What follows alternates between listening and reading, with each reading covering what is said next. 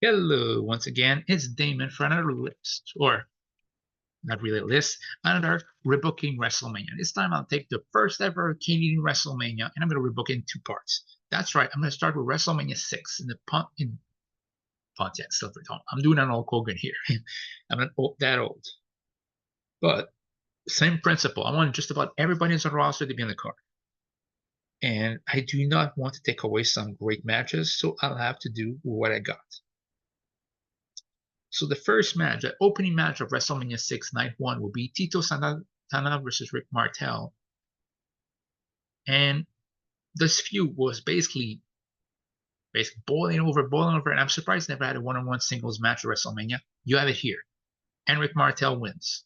He doesn't win by submission, doesn't win via the Boston Crab. He just wins. Like he can be something like due to underhanded tactics, and he wins. Then he does. Rick Martel used to do a slingshot splash as a face. He does it, but the slingshot splash onto Tito Santana while having his legs on the bottom of the second rope for leverage. So that's what happened. The second match will be like in real life. Aku Andre defending the title against Demolition. Demolition wins the titles. And Andre turned face afterwards. I'm not changing anything. Third match, I would have Koko Beware being defeated by the Barbarian. I felt like Tito was above getting basically this enhancement talent status. So I would give that title match, and that's spot to Koko Beware. So yeah. Fourth match.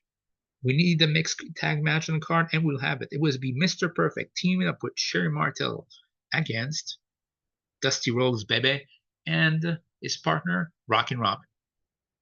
You could have Sapphire in the corner, but I prefer having two wrestlers evenly match each other. So again, I would have basically in this case, Perfect doesn't get to be pinned. Robin pins Sherry, so Dusty and Rockin' Robin win.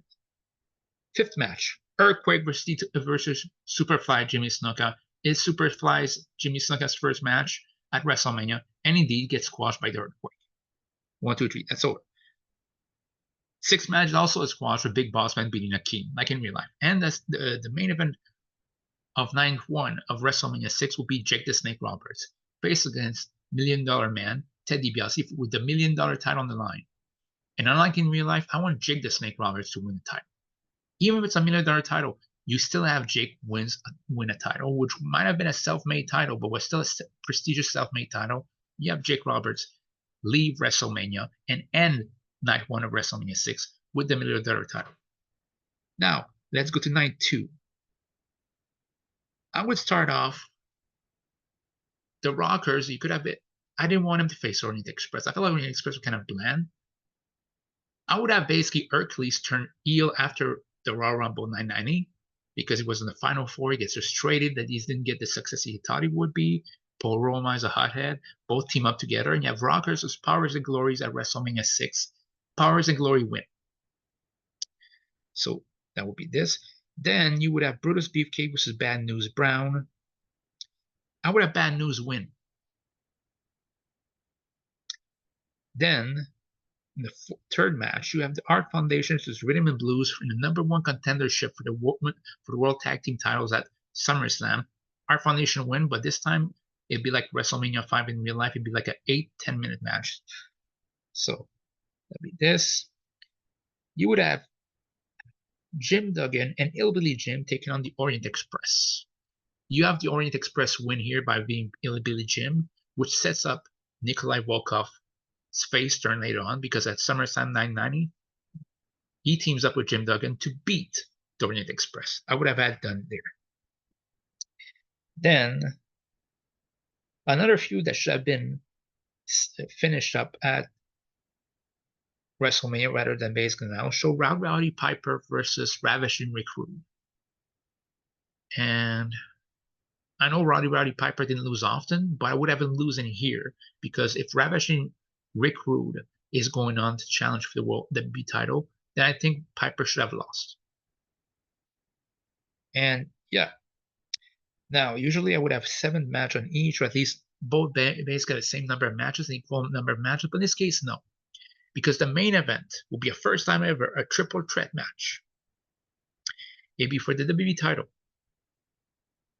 It'd be three-time champion Hulk Hogan. No, I didn't misspeak. I didn't misspeak.